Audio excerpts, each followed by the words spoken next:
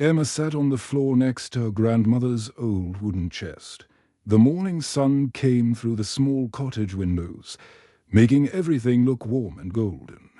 She picked up old photographs and pretty jewelry pieces one by one. Each item reminded her of Grandma Rose, the sweet woman who had taken care of her and her brother when they were young. Emma felt sad, but also grateful. Grandma Rose had died peacefully last month at the age of 87. She had lived a good, long life in this same cottage where Emma was now sitting. The cottage felt quiet without her grandmother's gentle humming and the sound of her making tea in the kitchen dot as Emma reached the bottom of the chest. Her fingers touched something she did not expect. Under layers of soft tissue paper was a yellow envelope. It looked very old. When she picked it up, her heart started beating fast. She knew that handwriting. It was her own writing. But from many years ago, the envelope had never been opened. On the front, in her younger handwriting, it said, "To James, my dear brother." Emma's hands started to shake. She remembered this letter. She had written it 15 years ago, but she had never sent it. Emma was now 40 years old. 15 years ago, she was 25 and working her first real job in London. She was excited about her career and felt very grown up. James was only 18 then, just finishing school and getting ready to go to university. Even though they were 7 years apart, they had always been close as children. But then something happened that changed everything. Grandma Rose started getting sick more often. She was forgetting things and sometimes fell down, and worried about her grandmother living alone in the small village. She thought Grandma Rose should move to London, where there were big hospitals and many. Doctors. James did not agree at all. He said their grandmother was happy in her cottage. She knew everyone in the village. Her friends were there. Her garden was there. All her memories were in that place. James thought moving her would make her more sad and sick. Emma and James had a terrible fight about it. Emma said James was too young to understand. She said he was not being practical. James said Emma only cared about what was easy for herself. He said she wanted their grandmother close to London so she would not have to travel far to visit. The fight got worse and worse. They said mean things to each other.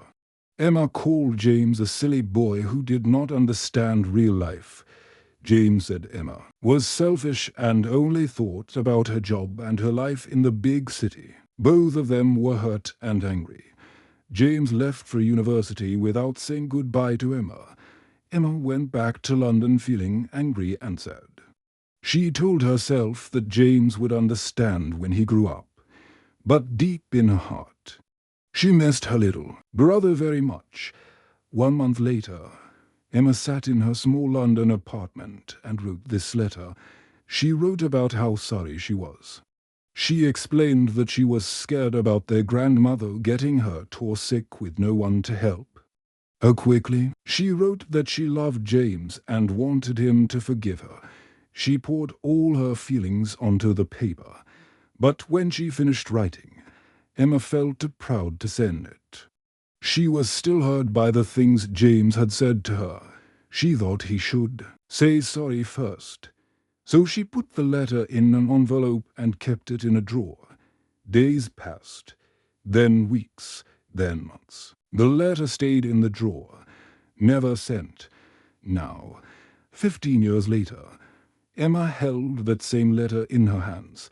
Her eyes filled with tears as she opened it carefully. The paper was yellow and fragile. She read her own words from long ago. "Dear James, I am so sorry for the things I said. I was scared about Grandma Rose, and I did not listen to your feelings. You were right that she loves her home. I was right that we need to worry about her health. Maybe we could have found a way to do both if we had talked instead of fighting. I miss my little brother more than words can say. I hope we can find our way back to each other. Love always, Emma." Emma cried as she read. She thought about all the years that had passed. She and James saw each other at Christmas and Easter. But they were polite like strangers. They talked about the weather and their work, but never about anything important. They never talked about their feelings or their memories of being close as children. Emma looked round the cottage where she and James had spent so many happy times with Grandma Rose. They used to play games together, help in the garden, and listen to their grandmother's stories about the old days. Grandma Rose had loved them both so much. She had been wise enough to let James stay near her while also getting help from doctors when she needed it. Emma realized that Grandma Rose had probably known that her grandchildren were not really talking to each other anymore, but their grandmother had never pushed them to make up. She had just loved them both and hoped they would find their way back together. Sitting alone in the quiet cottage, Emma understood how much time they had all lost. She thought about her brother James, who was now 33 years old. She wondered what kind of man he had become. She wondered if he ever thought about her and missed her too. Emma folded the old letter carefully and put it in her coat pocket. She made a decision. It was time to find her brother and try again to build the bridge between them that had been broken so long ago. Emma woke up early the next morning in Grandma Rose's cottage. She made herself a cup of tea and put the old letter in her coat pocket. Then she decided to walk round the village. She had not been back to this place for a long time, and she wanted to see it again. As Emma walked down the main street, every place brought back memories of her childhood with James. There was the small bakery where they used to buy candy with their pocket money. Emma remembered how James would always choose the same sweets, little chocolate buttons, while she liked to try different kinds each time. She passed the small park with the old swings and slide. This was where she and James used to fly kites. On windy days, Grandma Rose would sit on the bench and watch them run around, trying to get their colorful kites high in the sky. James was not very good at it when he was little, so Emma would hold his hands and help him run. At the end of the village was a quiet river. Emma walked to the old stone bridge and looked down at the water. Every Sunday after church, she and James would come here with pieces of old bread to feed the ducks. James loved the ducks so much. He gave them all names and pretended he could understand what they were saying to each other. Emma smiled sadly as she remembered how James used to follow her everywhere when he was small. He was 7 years younger than her, with bright blue eyes and hair that would never stay neat. He was always asking questions about everything. Emma, why is the sky blue? Emma, where do the ducks go when it gets cold? Emma, will you always be my big sister? Emma had loved being his big sister. She felt so important and grown up when James looked at her like she knew everything in the world. When James started school, Emma would walk him there every morning, holding his small hand tightly. She taught him how to ride a bicycle, running behind him and holding the back of his seat until he could do it alone. At bedtime, when their parents were working late at the factory in town, Emma would read James stories from their grandmother's old books. James would listen with wide eyes, asking Emma to read the same stories again and again. His favorite was about a little boy who went on adventures with talking animals. Those were happy days. Emma felt loved and needed. James looked up to her like she was the most wonderful person in the world. They played together, laughed together, and shared all their secrets. But as they grew older, things started to change. Emma went away to London to study business. She learned about money and companies and how to solve problems quickly and efficiently. She was good at making plans and getting things done. She felt proud of becoming a modern, successful woman. James was different. When he went to Cambridge University, he studied literature and poetry. He loved old books and stories about the past. He thought feelings and relationships were more important than money or success. He liked to sit quietly and think deeply about things. When Grandma Rose started getting sick and forgetting things, Emma and James showed their love for her in very different ways.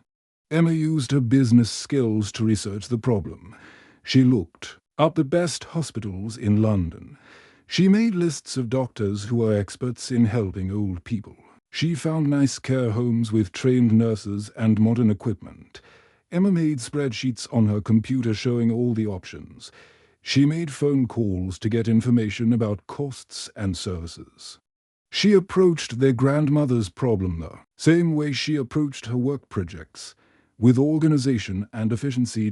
James did something completely different. When he came home from university for holidays, he spent hours sitting with Grandma Rose. He listened to her tell the same stories over and over. He helped her work in her garden, planting flowers and vegetables. He made sure she felt loved and comfortable in her own home. James could not bear the thought of taking their grandmother away from the cottage where she had lived for 60 years. Every room held memories of her life with their grandfather. Every corner of the garden had plants she had chosen and cared for. All her friends and neighbors were in this village. Both Emma and James loved Grandma Rose with all their hearts, but they showed that love in completely different ways. Emma wanted to protect their grandmother by getting her the best medical care possible. James wanted to protect her by keeping her surrounded by love and familiar things. Neither Emma nor James could understand the other's way of thinking. Emma thought James was being foolish and emotional. James thought Emma was being cold and controlling. The worst fight happened in Grandma Rose's kitchen.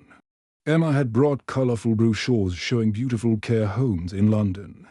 James had decided to stop going to university so he could stay home and take care of their grandmother himself. "You cannot give up your education," Emma said firmly.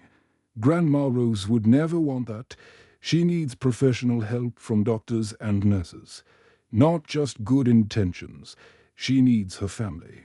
James replied, his voice shaking with emotion. "She needs to stay in the place that makes her happy, where every wall reminds her of good times. You just want to control everything like you always do." Those words hurt Emma very deeply. She felt angry and misunderstood. She left the cottage that day without saying goodbye. James went back to university the next morning, also without speaking to her. Now, 15 years later, Emma stood by the kitchen window of that same cottage.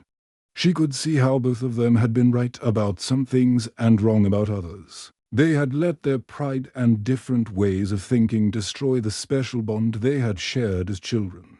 Emma returned to London from her grandmother's cottage, but she could not stop thinking about the old letter. She put it in her handbag and carried it with her everywhere she went, at work.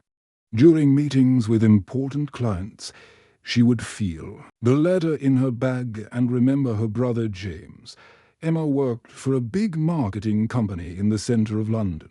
She had a nice office on the 20th floor with windows that looked out over the busy city. Her job was to help companies sell their products to people all around the world. She was very good at her work and earned a lot of money. But Emma's life felt empty. She had work friends who laughed with her at lunch and colleagues who respected her ideas in meetings. She had been on dates with several nice men over the years. But none of those relationships had worked out. She always felt like something was missing, like there was a hole in her heart that work and friends could not fill. Emma had told herself for years that she did not need anyone else. She was independent and strong. She could take care of herself. She had a beautiful apartment, a good job, and enough money to buy whatever she wanted. But late at night, when she was alone in her apartment, she felt lonely. Emma found her grandmother's old address book and looked up James's information. She discovered that he lived in Yorkshire, which was about 3 hours away from London by car. She had not spoken to him properly in 15 years, except for polite conversations at Christmas and Easter when they both visited Grandma Rose. Emma decided to learn more about James's life. She used her computer to search for information about him on the internet. She found out that he worked as an English teacher at a school called Millfield Academy. The school's website had pictures from different events, and Emma could see James in some of them. In the photos, James looked like a kind gentleman. He was tall and had the same blue eyes she remembered from when he was a child. But now he had lines round his eyes that came from smiling and laughing. He was surrounded by students who looked happy to be with him. Emma read more about James on the school website. He had started a special program to help students who had trouble reading. He spent extra time with children who struggled with books, teaching them slowly and patiently until they could read better. Every year, he organized charity drives to collect food, clothes, and toys for families in the area who did not have much money. There was even an interview with James in the local newspaper. The reporter asked him why he became a teacher. James said that books and stories had the power to help young people understand themselves and the world around them. He said that literature could teach children about love, friendship, courage, and hope. Reading about her brother's life, Emma felt proud and sad at the same time. James had grown up to be exactly the kind of person she had always known he would become. He was thoughtful and caring. He spent his life helping other people, especially children who needed extra support. But Emma had missed watching him become this wonderful man. She had missed 15 years of his life. Emma found James's phone number in the school directory. Several times, she picked up her mobile phone and started to dial his number. But every time, fear stopped her. Her hands would shake, and she would put the phone down without making a call. Emma was afraid of many things. What if James did not want to talk to her? What if he was still angry about their fight 15 years ago? What if he hung up the phone as soon as he heard her voice? What if all the years of silence had killed the love they used to have for each other? For several weeks, Emma carried the old letter with her everywhere. During her lunch breaks, she would sit in the company cafeteria and take out the letter. She would read the words her 25-year-old self had written, full of regret and love. The letter talked about how sorry she was and how much she missed her little brother. But Emma realized that the letter was 15 years old. She was not the same person who had written it. She was now 40 years old and had learned many things about life. She had learned that being right was not always more important than being kind. She had learned that pride could cost more than it was worth. She had learned that success at work meant nothing if you had no family to share it with.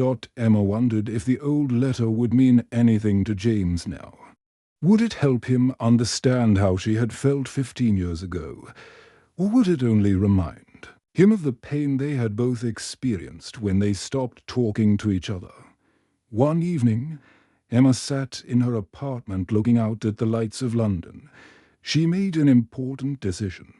She would not just send the old letter to James. Instead, she would drive to Yorkshire to see him in person. She would find the courage to speak to him face to face, not as the angry 25-year-old who had written the letter, but as the 40-year-old woman she was now. Emma had learned the true cost of stubborn pride. She had spent 15 years without her brother in her life. She did not want to spend another 15 years the same way. Emma woke up very early on a cold October morning. She had made her decision the night before. Today, she would drive to Yorkshire to see James. She packed a small bag with clothes for 2 days and put both letters in her handbag. The old yellow letter from 15 years ago, and a new letter she had written just last week.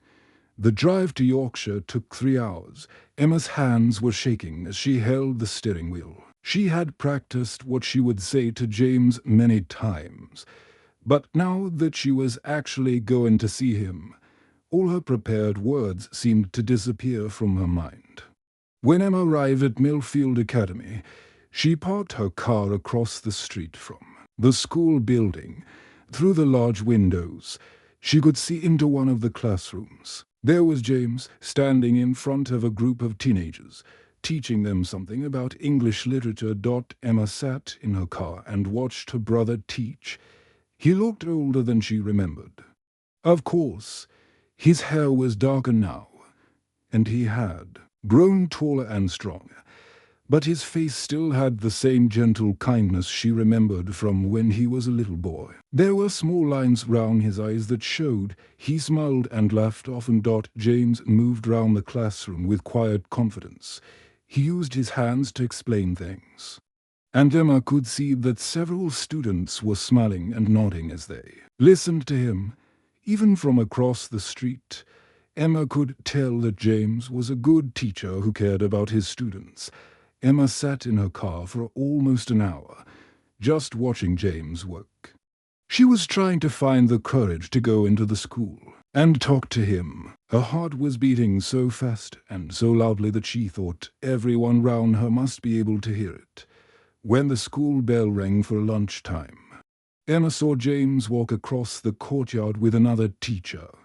They were talking seriously about something, and Emma could see how carefully James was listening to what his colleague was saying. This was a man who had learned to really pay attention to other people and to care about their problems.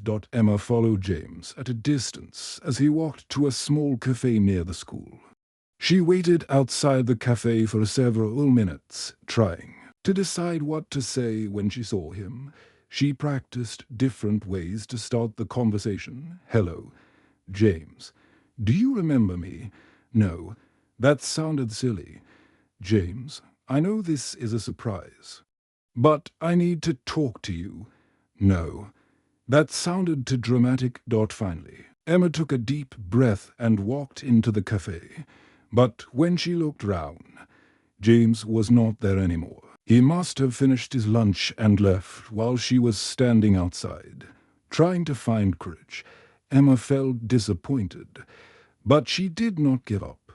Emma spent the afternoon driving round the town where James lived. It was a small, friendly place, with tree-lined streets and little shops that looked like they had been there for many years. The people she saw looked relaxed and happy.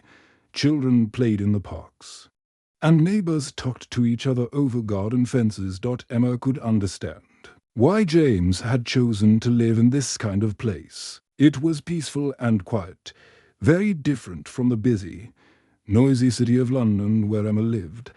Here, people seemed to know each other and care about each other. It felt real and connected in a way that Emma's life in London sometimes did not. That evening, Emma found James's house. She had looked up his address in the phone book at the local library. His house was a small cottage with a beautiful garden full of flowers and vegetables. It reminded Emma very much of Grandma Rose's cottage. Emma parked her car across the street from James's house. Through the windows, which were glowing with warm yellow light, she could see bookshelves covering the walls from floor to ceiling. James was sitting at his kitchen table, carefully marking papers from his students. He was working with a red pen, writing comments on their essays. Emma sat in her car for a long time, holding both letters in her hands. The old letter was yellow and fragile. The new letter was written on clean white paper. In the new letter, Emma had been completely honest about the 15 years they had wasted. She had written about her regrets and about how much she had missed having her brother in her life. Just when Emma finally decided to get out of her car and knock on James's door, her mobile phone rang. It was her assistant from work, calling about an emergency problem with one of their biggest clients. Emma looked at her phone, then looked at James's house. She had to choose between her work responsibilities and the chance to reconnect with her brother. Emma made her choice. She turned off her phone without answering it and picked up both letters. She walked across the street to James's front door. But when she raised her hand to knock, she stopped through the window. She could see that James had fallen asleep at his kitchen table. His head was resting on his arms, and he looked very tired from his long day of teaching and caring for his students. Emma did not want to wake him up. Instead, she carefully placed both letters under his doormat and put a small stone from his garden on top to keep them from blowing away. On the outside of the letters, she wrote a short note. James, I am staying at the Rose and Crown Inn, town. If you want to talk to me, I will wait for as long as it takes. With love, Emma. Emma walked back to her car, her heart full of hope and fear at the same time. Emma could not sleep at all that night. She stayed in her small room at the Rose and Crown Inn, looking at her phone every few minutes and listening for any sound in the hallway outside her door. Every time someone walked past or a door closed, somewhere in the building, Emma's heart would jump with hope and fear. By morning, Emma started to feel very worried. Maybe James had found the letters and thrown them in the rubbish bin without reading them. Maybe 15 years of not talking was too long to fix. Maybe some broken relationships could never be repaired, no matter how much someone wanted to fix them. Emma felt sad and disappointed. She began putting her clothes back in her suitcase, getting ready to drive back to London. She told herself that at least she had tried.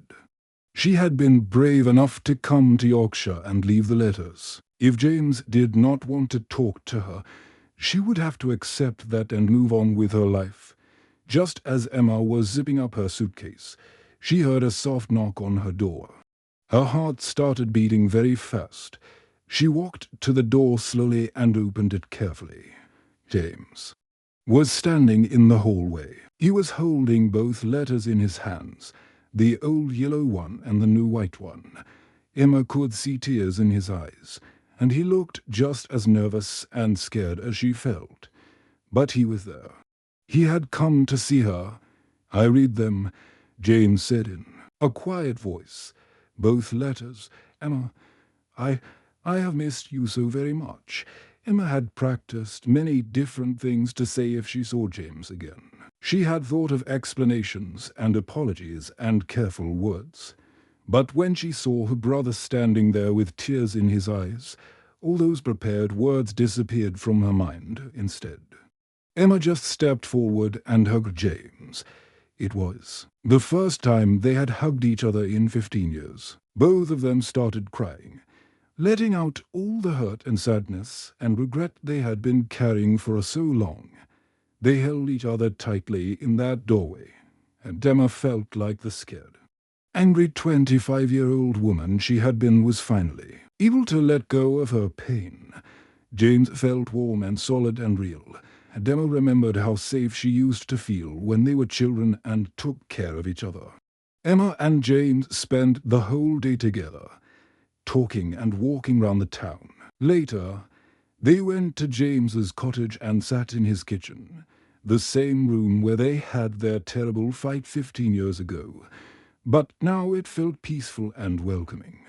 James made tea exactly the way Emma remembered from when they were children.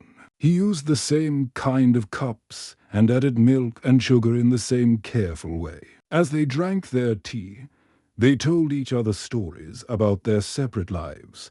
James talked about his students at the school. He told Emma about children who had trouble reading when they first came to his class, but who learned to love books after he worked with them patiently. He talked about shy teenagers who discovered they had important things to say when they wrote stories and poems. Emma told James about her work in London and the big projects she had completed. But she also told him about the lonely evenings in her apartment and the times when she had achieved something important at work but had no family to share the good news with. She told him about all the moments when she had wanted to call him, but had been too proud and scared. I always wondered what you would think about my choices, James said honestly. When I decided to be a teacher instead of working for a big company, when I chose to live in small towns instead of moving to London or other big cities. I wondered if you would be proud of me or disappointed. I am proud, Emma said, and her voice was thick with emotion. You became exactly the kind of person you were meant to be. You helped people, James. You made children's lives better. That is more important than any business deal I have ever made. James smiled, and it was the same bright, happy smile Emma remembered from when he was a little boy. And you built something amazing. Emma, you are strong and independent and successful. Grandma Rose always talked about your achievements. She was so proud of you. They talked about Grandma Rose and shared memories of their childhood with her. James showed Emma a box he had found in the cottage after their grandmother died. It was full of letters that Grandma Rose had written, but never sent. Some were addressed to Emma, some to James. In all of them, their grandmother wrote about how much she loved both of them and how she hoped they would forgive each other and become close again. As the sun began to set, Emma made an important decision. James, I want to be part of your life again. Really part of it. I know we cannot get back the 15 years we lost, but we can choose how to spend all the years we have left. James wiped away fresh tears and nodded. I would like that more than anything in the world. 6 months later, Emma had made big changes in her life. She still worked in marketing, but she had taken a job with a smaller company in Manchester, which was only 1 hour away from James's town. She had learned that relationships with people were more important than getting promotions at work. The old yellow letter now sat on James's kitchen shelf in a picture frame. It reminded them both that it is never too late to say the words that matter most. Emma visited James every weekend, and James came to Manchester to see Emma when he could.